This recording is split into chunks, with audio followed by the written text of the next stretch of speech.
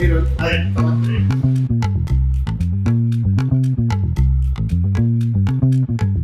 get started.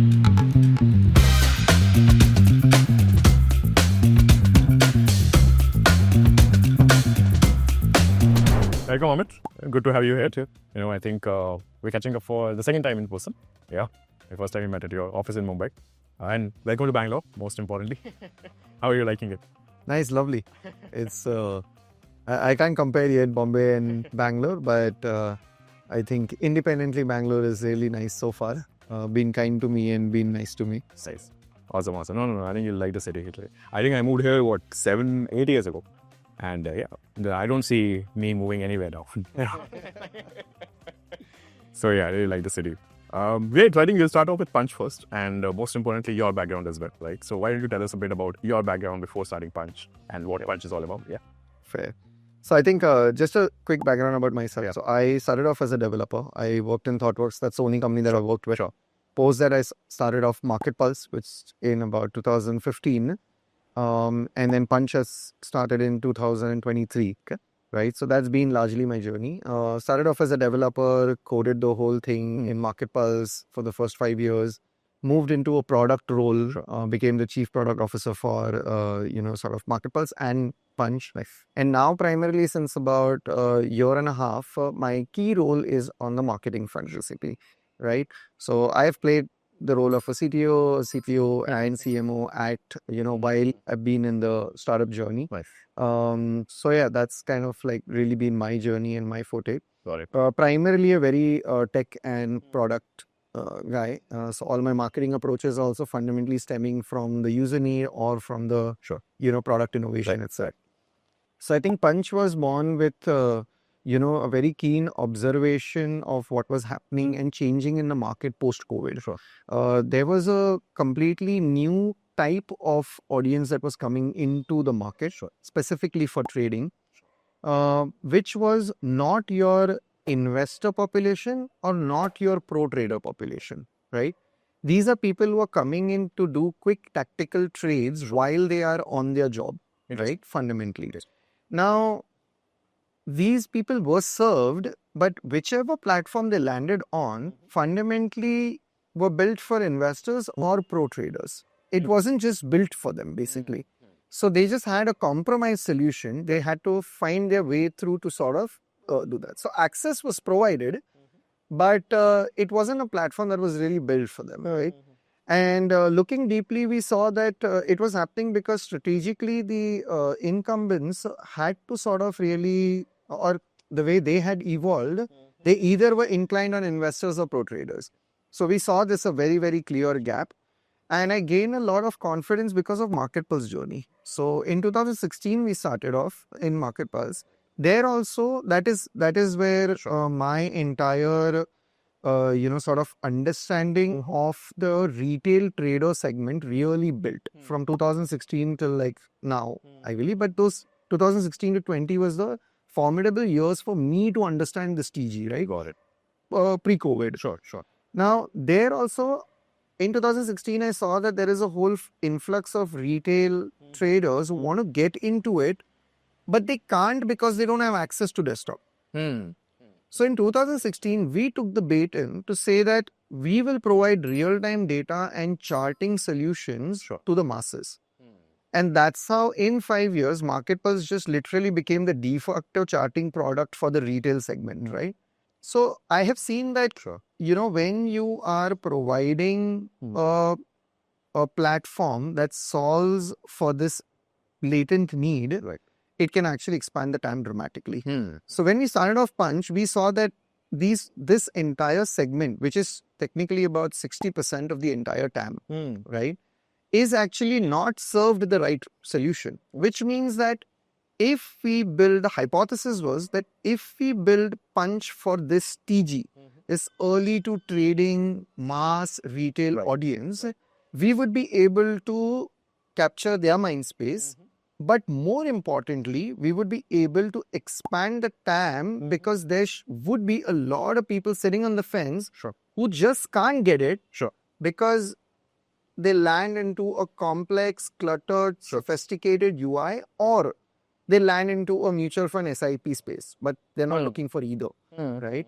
And that's sort of, past experience, understanding of the TG, the gap that we could identify. We really felt that there was a need for yet another broker like Punch to come in and be able to solve a large enough need. And that's the belief that we got in. And yeah, I mean, like in the last 8 months, we can see that the response has been great. People are fundamentally able to trade more. The trade frequency is going up on Punch. People are within weeks of trying Punch, they're switching their primary broker. Oh, interesting. So I think, and there is a whole segment of people who are telling us that they just found confidence to be able to do trading because of Punch, where they could not do it earlier. So I think we are on the right track, and yeah, hopefully we'll be able to do something magical for this TG. Nice. No, it's very interesting. You're right. I think I've seen very few companies do a sort of discover a latent need and then think of that as expanding the market. But you're right. There are scenarios where people have noticed like a need which the customer did not even realize he had. Right, and then you went in, and then you realize, oh, okay, the market actually can be much larger just because you noticed this.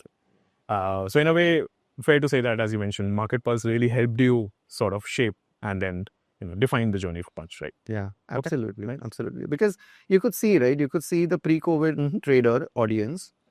You built and solved for them, and in the Market Pulse journey, everybody told me that I was dumb to build charting on mobile. Right, that it's impossible to do charting on mobile. You need a large screen, right? But I proved the whole industry wrong, and then people actually loved it, right? Nice. So I think even today it seems stupid that why would you want to sort of build a only mobile-only trading solution? Sure. Right, because we are the only broker in the industry which does not have a desktop. Oh, okay, I see. There's not even a single other broker, right? We're the only ones with that, but we have a very strong belief in that the TG that we're going after is a part-time TG, right? These are people who are going to put in, 50,000 to about 5 lakhs in the market. Right. And for them, and most importantly, actually, the thing is, what we understood with Market Pulse and what we're seeing now is that trading is a secret affair. That is true. Yeah. People are not very vocal about trading. You're vocal about investing, but not so much about trading. That's true. So when you are at work or when you're at home, right, it's very difficult to put on a desktop and actually start trading. So, the mobile is the private, secret, discrete device that you have. So I think like for us, that was one very strong belief. And I think you would also notice with the other companies, one of the other thing is that the new generation, right, which is the 20 to 35 years now today, for you and me, desktop was the primary thing that introduced us to technology. That's true. And then we adopted mobile. Yeah. For the new generation, it's mobile. That's true. That's the private tech, right? Yeah. So I think combined with our past experience, what we've seen, the latent, like all of this just matched. And that's why, Punch is a very mobile first native sort of, trading platform built for specifically this TG. Very interesting. No, I learned something new. I was not aware that you don't have a desktop, application or desktop version at all. We take a lot of we are taking a lot of radical bets. Some are playing out really well. Sure. Some we have to like rethink on. Sure. Right. I think that's the fun of building a startup. Absolutely. You have to rethink everything. Nice. Very interesting. But you're right. I think I do agree with the whole trading being a secret part, especially like people are not vocal about if they are placing a large bet on something, and obviously it doesn't work out, but that's how trading is. And I think there's a lot of parallels on that with dating as well, right? Like dating, if you notice, right? No dating company has a desktop. Right? That doesn't make sense, right? Well, you will not be sitting and you're dating on your desktop. You will always be doing it on the move, in the office. Yes, Jeevan Sathi on desktop, but not after dating stuff. That's a different TG, right? So, no, I think you're absolutely right. And mobile is like... Vices are secret. Yes, vices are secret. I think thanks for sharing that. Now, let's look at this user journey, right? Because this user, as you mentioned, has not been given the right solution, right, for a long time. And you sort of had to rethink this solution. Obviously, you're still defining this as you go along. What's the first thing you noticed when you were comparing what you have built with other solutions? So, one is the mobile aspect. But what's the other thing that you noticed in the journey of that user? Yeah. So I think everyone has a mobile app. right? And everybody is trading on mobile. Giving a mobile app wasn't the solution. What we observed basically was that everybody was packaging a desktop product onto a mobile. Nice. A mobile journey on almost every platform is a multi-screen journey, which means that you see one thing here, then you click two things and do an action, then you go somewhere else, then you come back. Correct. Now what happens is with trading, right? Trading is like a Formula One race engine, right? Like it's very fast-paced. Things move in like quick successions. Okay. So when you're switching these screens, right, your context is switching. And that sort of makes it harder to time the entry, exit, forget entry and exit. It's just about making a sense of what's happening fundamentally, right? So what we saw was that when you look at the most widely used mobile apps, if it's YouTube, if it's WhatsApp, if it's Instagram, if it's Google Maps, they're all single screen. That's true. There is no two screens. That's true. You do something, you're right there. You go one step in, one step out. Yeah. Now, why is that, Bill? Because mobile is actually an immersive platform. Anything that is successful on mobile is something that completely sucks you in. And trading is a very focused activity. That's true. Yeah. It's like when you're in that trade, right? A trader shuts himself from everything else. Now, the platforms that were built, right, weren't designed with this kind of a thing. They didn't have any of this element, right? So what we said is that if somebody needs to discreetly trade, if somebody needs to trade with one hand while at work, very quickly take out the mobile, be able to do it. Right. You need all the contextual information in one place with as minimal a navigation as possible. Interesting. Right? And it needs to be really immersive. That's where single screen trading was born. So Punch is the only platform out there which doesn't have two screens. Sure. On that one screen and you do all your actions, you see everything at once in one place, right? So now what that has done is it's made trading visual. It is made it immersive. It's made that you can like literally act and react as your thought arises, right? You're not wasting any more time. Right. But the most beautiful thing that we've been able to do is because it's single screen, the real estate is limited. Right? So when you have multi-screen, you're technically, you can build a mansion. That's true. And you can have like one room for mutual fund, one room for SIP, one room for stocks. Because we are a single screen platform, we only have like a small room. That limitation of design has enabled us to follow our philosophy of simplicity. So we add only those things that are needed for this TG. We remove all the clutter. Interesting. We make sure that we don't use jargons. We pack everything in a limited space, but it's not complicated, it's not overwhelming and stuff, right? So because of the limitation, simplicity is naturally getting appreciated in the product, right? And like, so for example, if you go to a pro trader and show Punch, right? They'll be like, this is a great platform, not for me, but for somebody who is young into trading, right? Which is the perfect state we want to be in, right? So I think, this is sort of really helped out. Interesting. No, you're right. I think you're like forcing, or like basically, forcing the limitations on yourself or anybody in general. It does bring out simplicity. It's almost like a minimalism, that you might have like at home or say, in a space. And yeah, you're right. I've seen a lot of applications do justice to that. Like in the sense, the best example here would be Google, right? I mean, when Google started, it was just like one single search bar and that's it. Nothing is. That's the only thing you want the user to do because that's what he's here for. Right? So no distractions. I appreciate that. But doesn't this bring about a risk as well, in the sense from a long term, as you rightly mentioned, right? When this trader does become a pro trader, right, he might mature, right? He might leave the platform. Okay? Is that the intention? That you're okay with that, and there's a constant influx coming in from the other direction, so it's okay to have this, outflow? No, I don't think so. See, I think like what happens basically is so trading is a skill-based game, right? So now once you develop a particular skill, see, if I was going after a pro trader, right, which means he already knows how he wants to do it. Right? He's looking for an efficient solution, right? So for them, switching cost is lower. They'll quickly switch platforms for an efficient product. That's true. Their mind can absorb it much faster. We are going after an early to trading audience. which means that this audience learns trading on punch. Now that brings an immense stickiness because our platform is fundamentally different, right? So the mental model required to trade on punch is different from anywhere else. So I think the stickiness will last. It won't last forever. So for us, as we are moving along the journey, we are going to be able to we are going to be building products which enable us to satisfy the need of our evolving retained cohorts. But the difference is that we won't be using those evolved solutions to attract evolved people. Right. Those solutions will be to sort of retain our cohorts, satisfy their growing needs, and be able to make sure that, sort of, like today we are sort of satisfying trading. Right. Tomorrow we will satisfy pro trading for them. They will have investment needs. We will satisfy that also. And as we keep growing, we could venture into more sort of parallels because at the end of the day, but when you are in a 0 to 1 journey, when you are in a product market fit journey, it becomes super critical to do one thing right for a TG and the TG to love you immensely for that one thing that you do. That's true.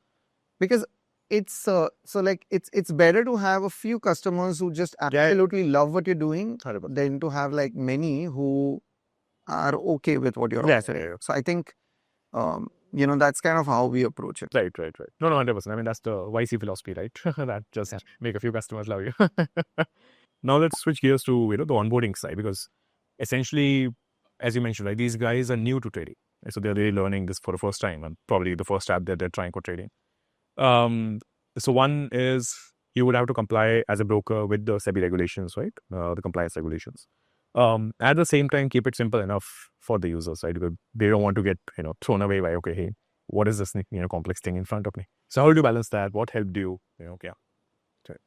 So I think like KYC is like the biggest roadblock, challenge, and the thing that every broker has to like fundamentally really work on, right? Because we are not even into investing, we are actually into trading, which means that there is a very stringent compliant process of Aadhaar, PAN, bank verification, income proof verification, e-sign, like there's a whole bunch of things, right? So when we started off actually a year back, basically, the median time to sort of open an account was about 28 minutes. Right? So if somebody installed the product, they would take 28 minutes to complete the journey. Today, we're sitting at about 7.5 minutes. Right? So that is a dramatic improvement, right? So now when we are sort of looking at the initial onboarding part of it, right? Like there are two big challenges that exist as a broker, specifically for us. One is obviously the KYC process, but that's easier. Now that is something that everyone else is doing it. We got to sort of replicate it and, do the best that we can. The second big problem that exists is that we have to convince people to actually switch over from their primary broker, right? So just opening an account is not enough. Getting them to actually get motivated to take a trade on punch is very, very important. That's true. The good thing for us is if you take a trade on punch, then the chances of you just leaving your broker is immensely high. The difficulty is to take that first trade. So now in this entire thing, the two things that become super critical is the KYC process and the payment flow, basically. These two are fundamentally very, very important. So I think over the last year, right, like we have dabbled a lot with it. We have switched vendors a lot. We have reshuffled the entire flows a lot. And I think now we have arrived at a very, very optimum state where, like our funnels are like almost like if a person installs the product, almost 24% of them would actually complete the entire extensive KYC process. And that also within like, 8 minutes. Actually. So I think that has been like a phenomenal boost for us because that reduces the CAC for us. But I think what is important is when you're going after a very high intent pro trading audience, or you're a very large broker with a lot of trust in the market, you can have an inefficient KYC. And you would still have high conversion rates. But for us, it's harder. For us, if I ask a customer, okay, give me your PAN, I'm going to have a drop-off. That's true. If I ask him for Aadhaar, I'm going to see a drop-off, basically. Because the motivation to get onto punch only develops after you take a trade, not before.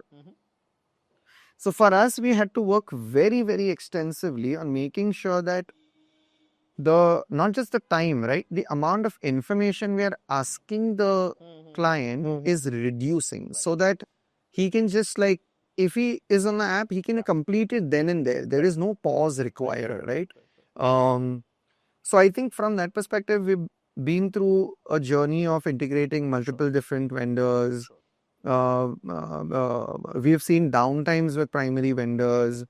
We had to build fallbacks. I think that's where Decentro came in for us. We had all our primary vendors in place, right? But there was a problem with PAN. We knew that PAN numbers is something that people do not remember, basically. We knew that DigiLocker flows were still causing us headache, basically. We knew that bank verification and penny drop was still an issue where people would sort of question the trust, basically. So I think we were looking for simpler solutions where once we have got the consent from the customer that he intends to share that with us, how can we sort of make it super easy, right? So I think, an extensive team working on the KYC process, having fallback vendors in place, having Decentro as a key partner to sort of help us optimize the PAN, bank verification and the DigiLocker steps has like really, really dramatically helped us convert low intent audiences into getting them in, right? High intent audiences would still get it. But medium intent and low intent audiences come into the funnel just because it's lesser effort for them, right? So I think, the onboarding is, I mean, like if we put it like very crudely in the form, like a broker's job is just to open an account and actually let them transact. These are the two things that a broker does. That's true. Basically. So I think, that's where we've done a lot of work. Right. No, absolutely. And I think, thanks for mentioning us, of course, in that. And happy to see that, the solutions that you built are really helping, most importantly, people who are trading for the first time, right? And one of the things I really love about tech in general, and it also resonates with what you're mentioning from a broker's role perspective, the role of tech actually is to get out of the way, right? I mean, it has to enable and that's it. Disappear in the background, right? I mean, phones are obviously a perfect example, hundreds of other things. And I think most people don't realize that, but probably, as you have highlighted, does that in some bit of depth. KYC in general has a lot of tech in the background, right? I mean, like, for example, fetching a fetching a PAN from a person's DigiLocker account, linking it on the fly, authenticating it on the fly, verifying an account on the fly, right? There are actually millions of data points moving in and out in the background, right? And most consumers don't realize that, right? So that's actually how it is intended to be. But it does help to appreciate and understand that complexity in detail, which is actually enabling that magical experience, to happen. And you're good to see that, your downtimes issues are now solved, you have fallbacks in place. So it's super important as well. And I think one of the key things that also helps in my perspective, because obviously I've been an investor and I'm actually just starting my trading journey. It's like, trying my hand on it to see, how trading works. So I think one of the things that really helps is just that first magical experience. Like, can I do the first transaction, like, as you mentioned, in like 5 minutes or 10 minutes, right? That will make or break, right? If I'm not able to do it, most likely I'll just get demotivated and I'll leave it and like come back probably a month later, if I want. And hence that the first experience is extremely crucial, right? And I can cover that as well. So let's go into this low intent and medium intent users, right? So you mentioned these low intent, medium intent users are essentially becoming the car getting converted just because of this, KYC journey. Once they get inside, right? And once they go inside and make the first trade after conversion, right? Do you still see drop-offs? Like, say, at the time of making a payment, or trying to load the account, or getting the trade reflected? Do you see those any of those steps really? See, I think fundamentally the retention would always also reflect the high and the low and the medium intent in some sense, right? Like that's always going to happen basically. But what ends up happening is for us, at least what we've seen is that if people are interested in trading. So when I say low intent, medium intent, high intent, it's not from the intent of trading. Sure. It's actually from the intent of, do I take punch seriously? There are tons of brokers. I'm already there. Why should I come in, right? So it's not the quality of the trader that I'm referring to. I'm referring to the intent that, oh, okay, I heard about PAN, somebody told me, but okay, let me see, right? And the first payment, right, is not necessarily about, oh, okay, it didn't happen, okay, I'll go back. It actually erodes trust. So the first experience, right, is always about trust in a subconscious manner. You don't do it consciously, but you're not expecting that, oh, this happens, I will build trust. Right. But if it doesn't happen, it breaks trust. That's true. Right? That definitely happens. So I think what we sort of have to, what we're seeing basically with the low and the medium intent is that if the first experience is really smooth, Right. then they build trust. And once they get onto the product and use it, Right. then the product will like, sort of captivate them enough Right. to like, keep them onto the product. So I think that's why the KYC, the first payment journey is important from the perspective of, oh, this broker actually works, Right. and like I can trust it to sort of move forward. Or actually the way we internally look at it is that just do enough that you don't break trust. Right. Don't try to build trust, No. but don't break Don't trust. break trust, yeah. And that's why this is Yeah. super critical. No, absolutely. In fact, I'll share something interesting here, and I think this is one of the key things that Punch leverages. Most of the digital flows till date, the KYC flows that have been there in the market, they have been on the premise that the person remembers his ID number, right? For example, if we are doing somebody's PAN or Aadhaar verification, it is always on the premise that the person remembers that number. Right? It's just an assumption, but that is actually a flawed assumption, right? Because most people don't remember that, right?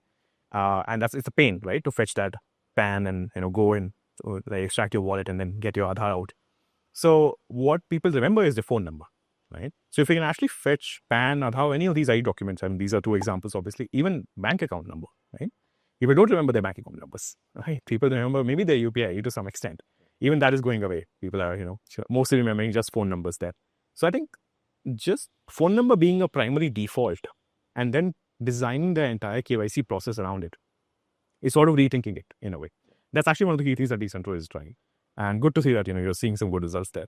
And I think the same thing we're bringing to account number as well. So we'll touch base on that later on, in our more journeys as we go along. But what we will do at that stage will be, let's say, if you have somebody's phone number, how do you get his account number without him doing anything, without the user doing it? And that is possible. With the tools today, it is possible. It's just a matter of stitching things together, right? I think we covered a lot on the journey. We'll go a bit on the numbers now, right? On how do these drop-offs stack up, right? What kind of drop-offs you saw earlier versus now, right? Especially on the KYC side. What are the problems you still feel can be solved and we are not able to solve, or somebody else is not able to solve, which you feel infrastructure players can solve? I would love to go into that, yeah. So I think one of the things that after December when we integrated with Decentro, right, one of the biggest things that we were looking for was the bank verification, because the bank verification itself had like only a 40-45% success rate, right? So we would just lose like more than half of the people right at that step. We found a great solution with Decentro. We put that together and we did a whole bunch of experiments in those 3 months period.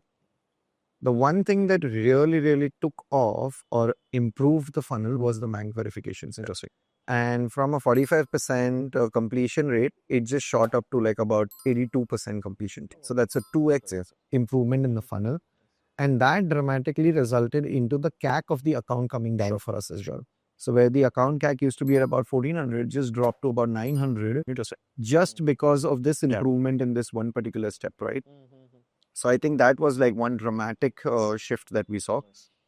Second most dramatic shift we saw as well is in the PAN step. Sure. Now, we typically were not asking for PAN anyways, because with DigiLocker, you get the PAN as well. But I think for us as a broker, right, there is a KRA flow. So if you have the PAN number, you can actually check if the person's ever opened an account with anybody at CKYC. And if they have, we can skip Aadhaar. We don't need to go for a Aadhaar step. So that's why PAN became important. But now asking PAN number to someone is again going to lead to drop-offs. So I think the integration where we could actually do a mobile to PAN and basically, and while there were many solutions in the market basically, but being able to find something which actually works around in a compliant manner we found Decentro to be able to, sort of do that. And that one particular step allowed us to actually get 55-60% of the people skip the Aadhaar step. Very interesting. And there we saw a significant jump as well. So these two things resulted into a dramatic jump, combination of it, which resulted in a 14-15% people completing the journey to about 26 to 28% people completing the journey. The CAC coming down from like almost 1,500 to about 900 just because of this two change in the entire funnel, right? And that's quite dramatic, basically. Very interesting. Very interesting. So I was not aware that if you are able to verify PAN, that you don't need Aadhaar. So that's news to me. Yeah. For a broker, you can go to CKYC, and if the record exists, we don't need to get Aadhaar. Makes So sense. we skip the DigiLocker. Yeah, because CKYC is already there. So then what happens is that particular step of DigiLocker, right, typically sees only a 50% success rate. Now what happens is you have 50% of the people who don't need to go through that.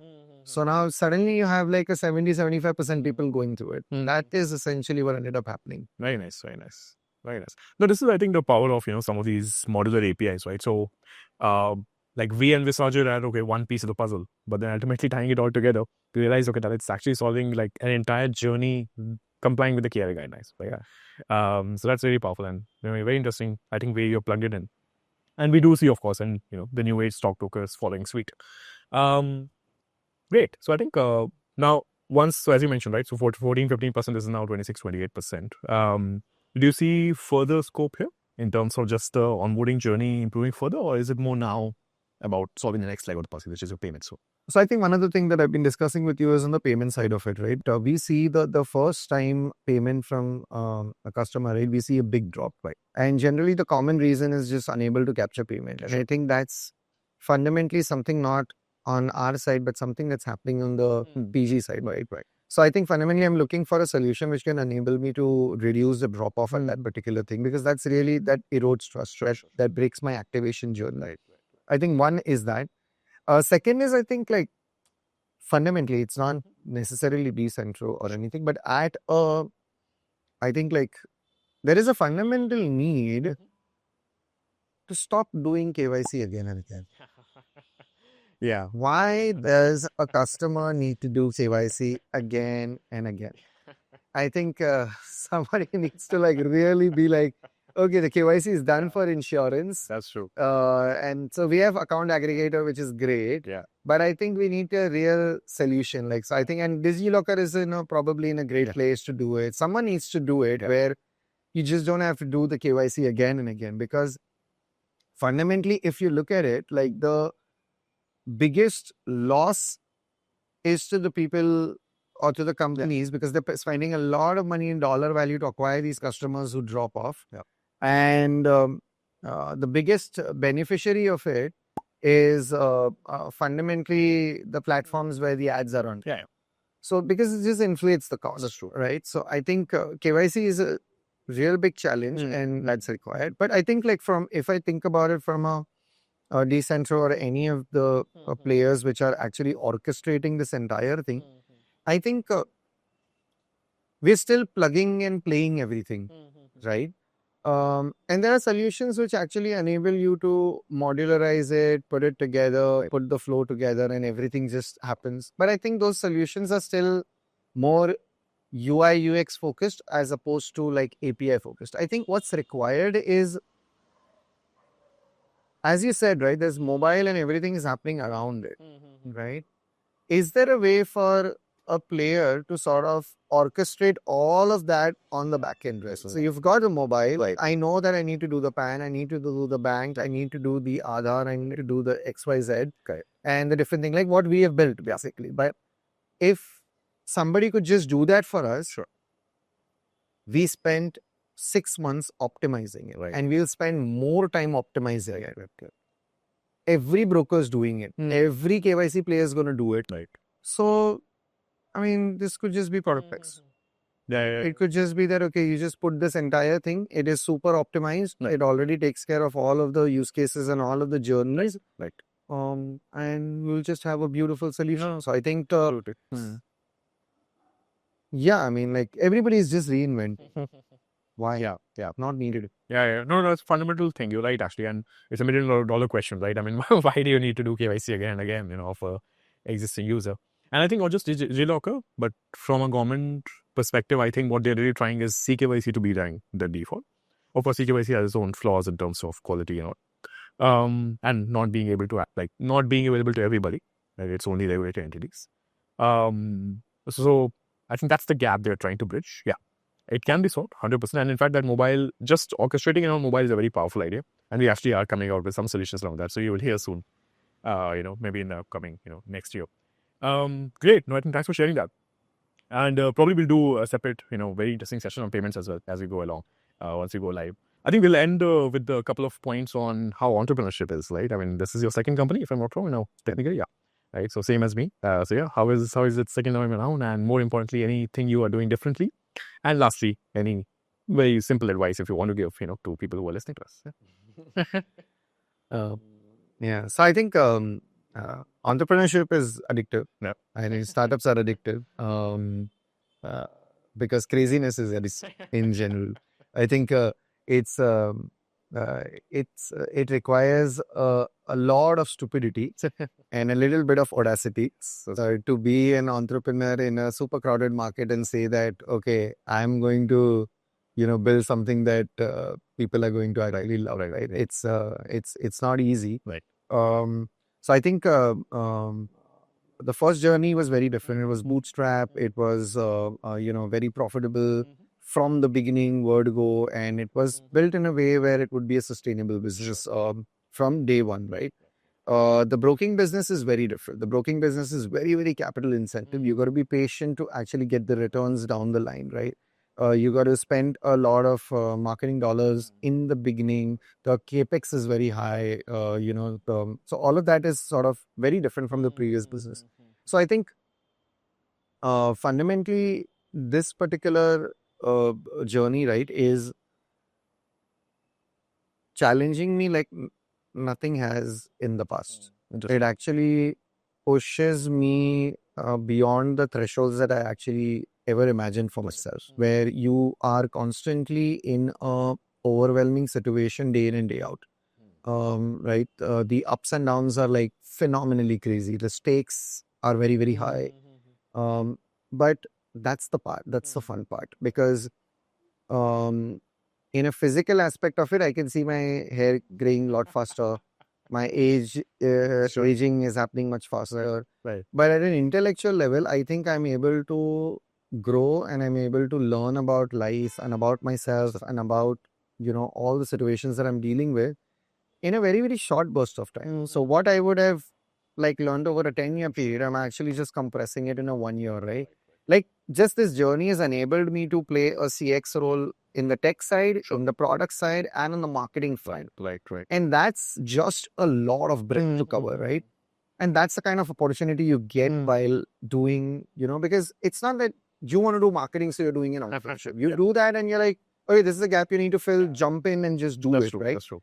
And I think that's just beautiful. Nice. Now, I think for anybody starting entrepreneurship, right, I think one thing that I have realized basically is two pieces of, advice that if I would ever give to anybody is, one is basically you got to be super kind to yourself. I think you're going to make mistakes. You're going to be wrong many times. You're going to be totally convinced one day and next day you realize that you made the biggest foolish mistake ever. So I think you need to be very, very kind to yourself and forgive yourself for the wrongdoings. And I think that kindness is going to go a long, long way. And second is that, it's everything else is still fine. Your strategy, your plans, your PMF and all of that. But I think the struggle that you're going to have day in and day out is just with yourself, not with your competition, not with the market, not with your colleagues. It's going to be hard and it's a constant struggle basically, right? So if one not only focuses on developing the skill set, the fundraising, the market research and the product development tech, but with all of these professional skills, one, I think the entrepreneur that will stand the test of time is going to be someone who's actually fundamentally very, very strong with themselves, basically, right? So I think being kind to yourself and being able to, sort of grow yourself emotionally and mentally in your entrepreneurship journey is, I think, super, super critical. And if you do not do that, right, then there are going to be times when you're just going to find it like really, really difficult because the lows are going to be like real lows. And if you can build that mental capability and emotional capability, I think you'll be able to sort of walk away from that rough patch and rebuild again from there. So I think, yeah. Nice. No, I couldn't have said it better. You're right, absolutely. I mean, just handling your own emotions is like probably one of the hardest things. That's the hardest part of your resolution. Absolutely. And that actually, counterintuitively, if you mastered that, everything else is easy. Everything else is easy, People think that hiring is hard and of course, fundraising is hard and so much, but all that is solvable.